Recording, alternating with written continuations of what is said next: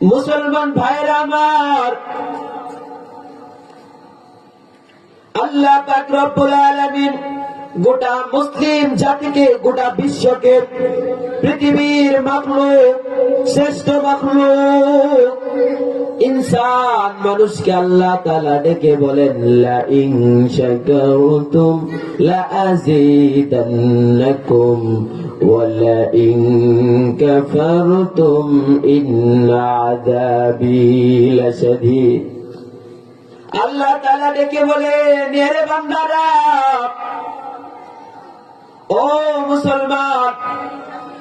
একটু খেয়াল করে দেখো, দুনিয়ার জমিনের মধ্যে তুমি অনেক ঘোরাফেরা করেছ, দুনিয়ার জমিনের মধ্যে তুমি অনেক কাজ করেছ,